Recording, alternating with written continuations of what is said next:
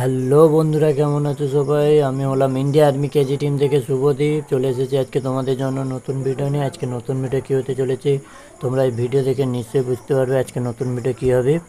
দেখছো এই ভিডিওটা নিশ্চয়ই তোমরা দেখেছো, তাহলে আজ এই ভিডিওটা কিভাবে করে তোমাদেরকে বলবো। ঠিক আছে, চলো কথা না বাড়িয়ে ভিডিও শুরু করা যাক। প্রথমে আমরা এই ফোনটার ফ্ল্যাশ লাইটটা জ্বেলেছি, তার উপরে একটা গ্লাস রাখবো। তোমরা দেখতে পাচ্ছ নিশ্চয়ই, তার উপরে একটা গ্লাস রাখবো। তারপর আমরা জলটা ঢালবো। ঠিক আছে, প্রথমে জল ঢালা যাক। জল ঢালা হচ্ছে, তোমরা নিশ্চয়ই দেখতে পাচ্ছ জল ঢালা হয়ে গেছে। এর উপরে আমরা হলুদটা দেবো, তারপর দেখতে পাবে কিভাবে হয়। ঠিক আছে, হলুদ দেওয়া যাক।